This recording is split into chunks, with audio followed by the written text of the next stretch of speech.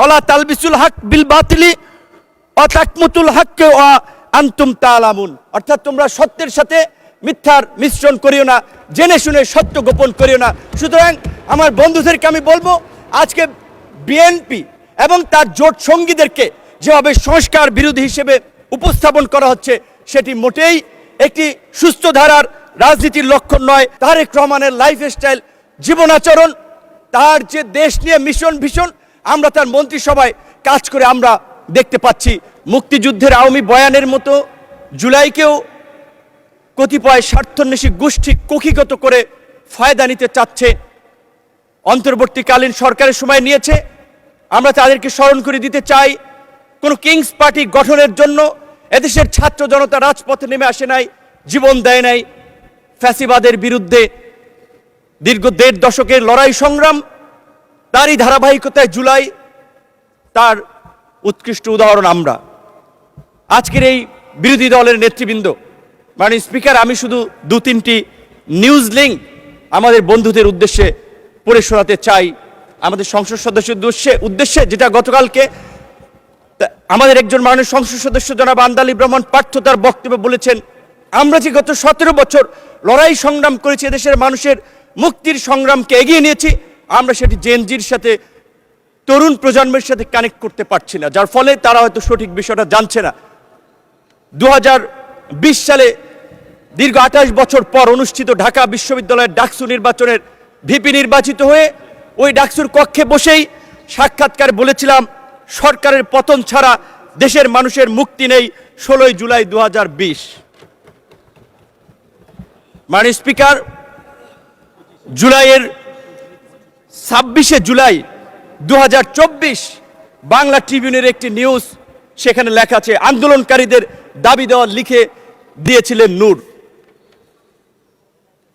একই দিনের দৈনিক কালবেলার একটি নিউজ, আজকের আমাদের সংসদ বিরোধী দলীয় চিফ হুইপের ছবি, মাঝখানে আমার ছবি, তার বাম পাশে সার্জিস আলমের ছবি দিয়ে বলা হয়েছে 2 সমন্বয়কে নিয়ে সরকার পতনের আলোচনা, নূরের সরকার পতনের আলোচনা। বাংলা বিডি নিউজ 24.com 26শে জুলাই, সেতু ভবনের নাশকতা, নূর কারাগারে রিমান্ডে নির্যাতনের অভিযোগ, আন্দোলনকারীদের 8 দফা কর্মসূচি নুরুল হক নূর লিখে দিয়েছিলেন বলে তথ্য রয়েছে ডিবি তদন্ত কর্মকর্তা। 2 আগস্ট 2024 আদালত প্রাঙ্গণে নূর, সরকার পতনের 10% ধাক্কা দরকার, প্রশাসনের আন্দোলন ঢুকে গিয়েছে। শুধু এই কথাগুলো তাদেরকে এই কারণে স্মরণ করিয়ে দিয়েছি, আমরা যে লড়াইটা করেছি, আমরা যে সংগ্রামটা করেছি, এই সংগ্রামের পেছনে কত মানুষের অবদান, কত মানুষের ত্যাগ, সেটি আমাদের তরুণ বন্ধুরা হয়তো জানে না। তারা হয়তো মনে করেছে ফুটবলের 90 মিনিটের খেলায় হয়তো চান্সে কেউ 5 মিনিটে গোল দিয়ে দিয়েছে, তারা ভেবেছে আমরাই সেরা খেলোয়াড়, কিন্তু তারা খেলোয়াড় নয়। মাননীয় স্পিকার, এই জুলাইয়ের 12 জুন 2024 আনুষ্ঠানিকভাবে যুগপৎ আন্দোলনের বৈঠকে বিএনপির গুলশান কার্যালয়ে আজকের বিএনপির মহাসচিব এবং একই সাথে স্থানীয় সরকার মন্ত্রী জনাব মির্জা ফখরুল ইসলাম আলমগীর, অর্থ পরিকল্পনা মন্ত্রী জনাব আমির খসরু মাহমুদ চৌধুরী সহ অন্যান্য আমাদের প্রতিনিধি দলে যারা ছিলেন, তাদের সাথে আলোচনায় বলেছিলাম, এই ছাত্র আন্দোলনের স্ফুলিঙ্গ বারুদের মতো জ্বলে উঠবে, এই ছাত্রদের পাশে থাকতে হবে, আপনারা ছাত্র দলকে সেইভাবে নির্দেশনা দিন। তারা সবসময় আমাদেরকে বলেছে, তোমরা যখন যেভাবে সহযোগিতা চাও, ছাত্রদল প্রস্তুত থাকবে। ভারতের শিলং অবস্থিত সালাউদ্দিন আহমেদ, আমি তাকে রেসপেক্ট করি, তার সাথে যে কয়েকবার কথা বলেছি, অত্যন্ত বিজ্ঞ লার্নেড মানুষ মনে হয়েছে। রাতে প্রায় তার সাথে কথা হতো 18-10 মিনিট 20 মিনিটের মতো। তিনি দেশ, জাতি, তরুণ প্রজন্মের দায়িত্ব নিয়ে কথা বলতেন। ঢাকা বিশ্ববিদ্যালয়, একই বিশ্ববিদ্যালয়, আপনিও একই হলেন, সেও সিনিয়র, সেই সুবাদে তার কাছ থেকে পরামর্শ নিতাম। এই জুলাইয়ের মধ্যেও তার সাথে, এমনকি এই 8 দফা যেটি আমি লিখে দিয়েছিলাম আমার আন্দোলনকারী বন্ধুদেরকে, সেটিও সালাউদ্দিন আহমেদের সাথে পরামর্শ করে, আলাপ করে। মাননীয় সদস্য, আসলে সময় তো শেষ হয়ে গেছে, তারপরে আপনি কোঠা আন্দোলনের অন্যতম পথিকৃত, ডাকসুর সাবেক ভিপি, সব কিছু বিবেচনায় নিয়ে আপনাকে আর 3 মিনিট সময় দেয়া হলো।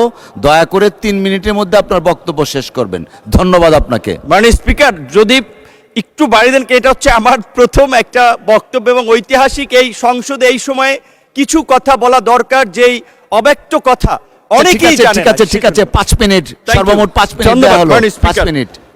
মাননীয় স্পিকার, আপনি জানেন আজকের সংসদ নেতা বিএনপির চেয়ারম্যান জনাব তারেক রহমানকে 111-এর বিরাজনীতিকরণ প্রক্রিয়ার অংশ হিসেবে দেশ তাকে বাধ্য করেছিল, কিন্তু সুদূর প্রবাসে নির্বাসিত থেকেও তিনি দেশের সাথে, দেশের নেতা কর্মীদের সাথেই শুধু ছিলেন না, অপরাপর রাজনৈতিক দলের সাথেও সম্পৃক্ত ছিলেন, যেই কারণেই 2022 সালের 30শে ডিসেম্বর আনুষ্ঠানিকভাবে 31টি দলকে নিয়ে সরকার ও শাসন ব্যবস্থা পরিবর্তনের এক দফার যুগপৎ আন্দোলন সূচনা করেছিলেন। এবং আজকের আমাদের বন্ধুরা যে সংস্কারের কথা বলছে, সেই সংস্কার আমরা 2022 সালে 31 দফা রাষ্ট্র সংস্কারের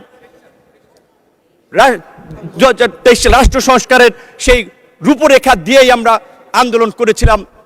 এমনকি এই 24-এর গণ অভ্যুত্থানের পূর্বেও আমাদের আজকের অনেক সংসদ সদস্য এবং সেই সময়ের আন্দোলনের বন্ধুরা আমাকে দায়িত্ব দিয়েছিলেন, বলেছিলেন আপনি কনফার্ম করেন এই আন্দোলনে বিএনপি আমাদের সাথে আছে, সাপোর্ট করবে, তবেই আমরা এক দফাতে আমরা যেতে পারি। তারই ধারাবাহিকতায় আমি যেদিন গ্রেপ্তার হই 19শে জুলাই দিবাগত রাত 20 তারিখে পড়ে গেছে, সেদিন আজকের আমার ডান পাশে বসা মাননীয় তথ্যমন্ত্রী জহিরুদ্দিন স্বপন তার মোবাইল ফোনে আমির খসরু মাহমুদ চৌধুরী, বিএনপির প্রেস উইংয়ের কর্মকর্তা সাইরুল কবিরের মাধ্যমে বিএনপির মহাসচিব আজকের এলজিআরডি মন্ত্রী, তাদের সাথে কথা বলি।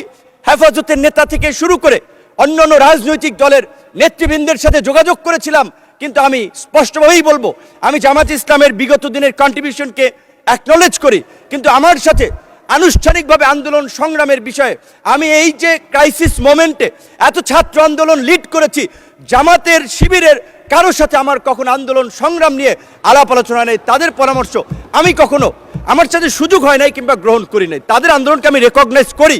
কিন্তু আমি শুধু এইটুকু বলছি যে আজকে যখন জুলাই নিয়ে কথা হয়, জুলাই নিয়ে বিকৃত তথ্য উপস্থাপন করা হয়, গতকালকে এবং তার আগের দিনও আমাদের একজন সংসদ সদস্য এবং এই সরকারের প্রতিমন্ত্রী জুনায়েদ সাকি বলেছিলেন যে জুলাই সনদে পরিষ্কারভাবে বলা ছিল যে এই বিষয়গুলোতে আমরা একমতে পৌঁছাতে পারছি না, রাজনৈতিক দলসমূহ সেগুলো জনগণের কাছে নিয়ে যাবে, জনগণ যার পক্ষে ম্যান্ডেট দিবে তারা তাদের মতো করে করবে।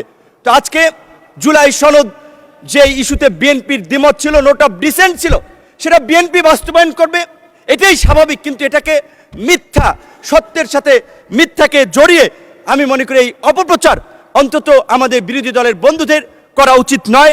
এই সম্পর্কে আমি, তারা যেহেতু কোরআন হাদিসের রেফারেন্স মাঝে মাঝে দিয়ে থাকেন, তাই আমি একটি আয়াত দিয়ে আমি তাদেরকে বলতে চাই, যেটি সূরা বাকারাতে বলা হয়েছে ওয়ালা তালবিসুল হক বিল বাতিলি ওয়া তাকমুতুল হককে ওয়া আনতুম তাআলামুন, অর্থাৎ তোমরা সত্যের সাথে মিথ্যার মিশ্রণ করিও না, জেনে শুনে সত্য গোপন করিও না।